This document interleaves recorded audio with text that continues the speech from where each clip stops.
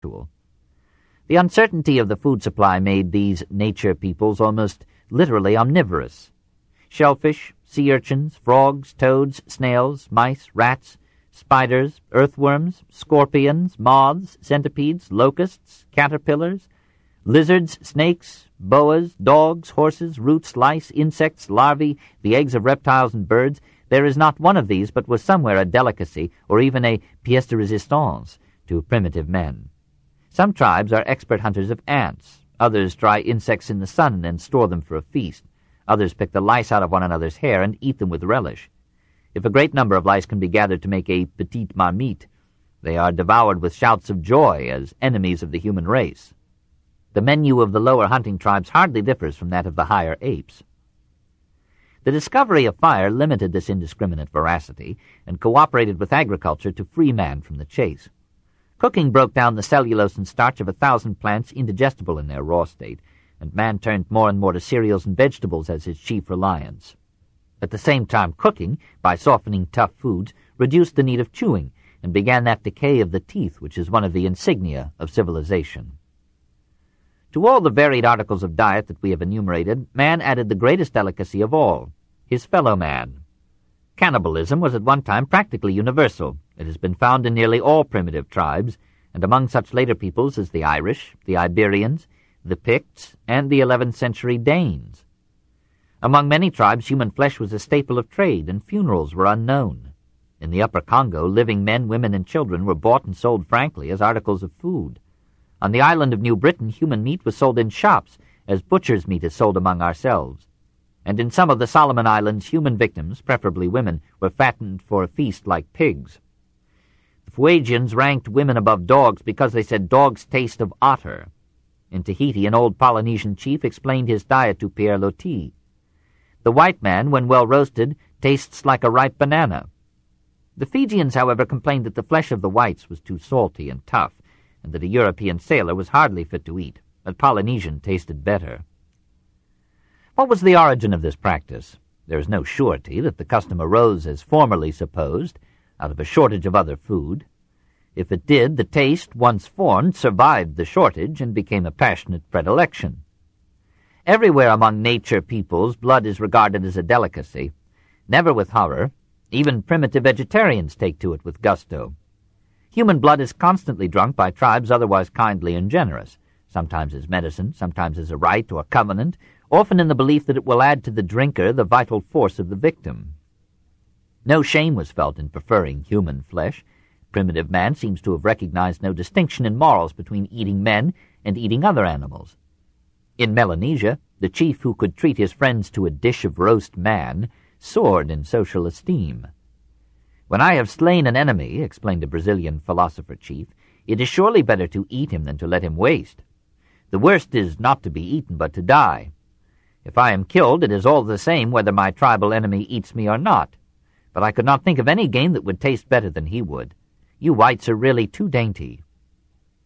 Doubtless the custom had certain social advantages. It anticipated Dean Swift's plan for the utilization of superfluous children, and it gave the old an opportunity to die usefully. There is a point of view from which funerals seem an unnecessary extravagance.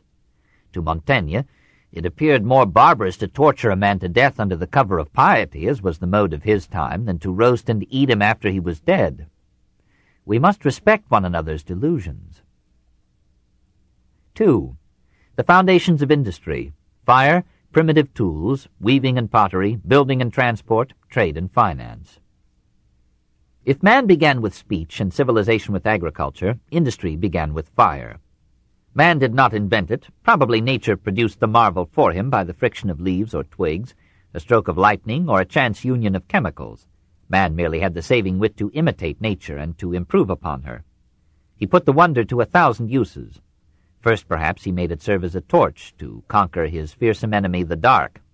Then he used it for warmth, and moved more freely from his native tropics to less enervating zones, slowly making the planet human. Then he applied it to metals, softening them, tempering them, and combining them into forms stronger and suppler than those in which they had come to his hand. So beneficent and strange was it that fire always remained a miracle to primitive man, fit to be worshipped as a god. He offered it countless ceremonies of devotion and made it the center or focus, which is Latin for hearth, of his life and home.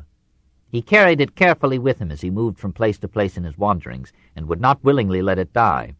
Even the Romans punished with death the careless Vestal Virgin who allowed the sacred fire to be extinguished.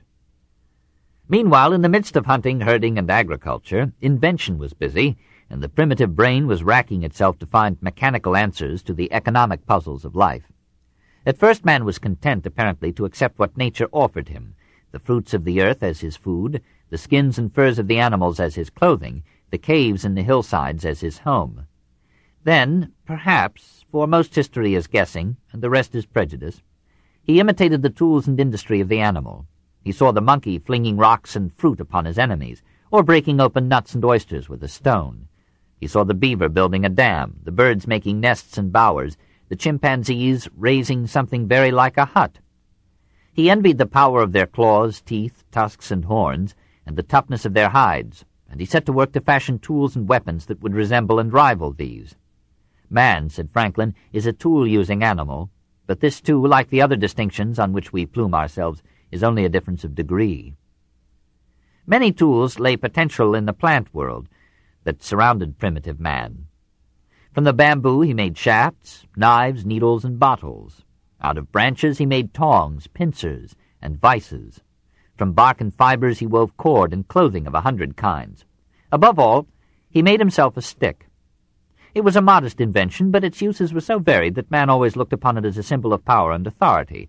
From the wand of the fairies and the staff of the shepherd to the rod of Moses or Aaron, the ivory cane of the Roman consul, the lituus of the augurs, and the mace of the magistrate or the king. In agriculture, the stick became the hoe. In war, it became the lance or javelin or spear, the sword or bayonet. Again, man used the mineral world and shaped stones into a museum of arms and implements. Hammers, anvils, kettles, scrapers, arrowheads, saws, planes, wedges, levers, axes, and drills.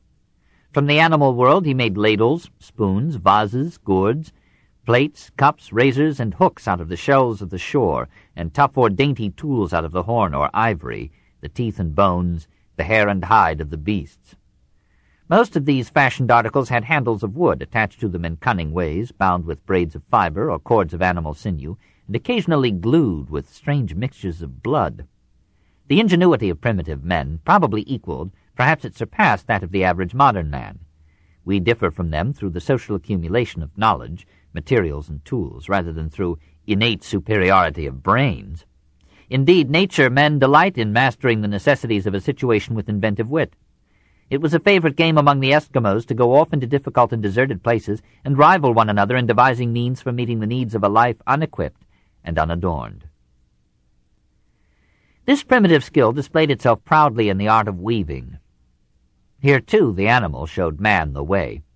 The web of the spider, the nest of the bird, the crossing and texture of fibers and leaves, and the natural embroidery of the woods set an example so obvious that in all probability weaving was one of the earliest arts of the human race.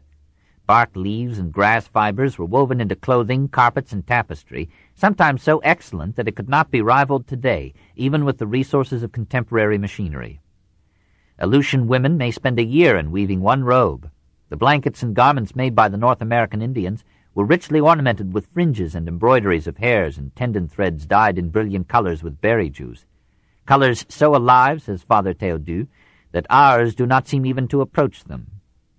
Again, art began where nature left off. The bones of birds and fishes and the slim shoots of the bamboo tree were polished into needles, and the tendons of animals were drawn into threads delicate enough to pass through the eye of the finest needle today. Bark was beaten into mats and cloths, skins were dried for clothing and shoes, fibers were twisted into the strongest yarn, and supple branches and colored filaments were woven into baskets more beautiful than any modern forms. Akin to basketry, perhaps born of it, was the art of pottery. This book is continued at this point on the other side of this cassette. Please reverse or turn the cassette over now.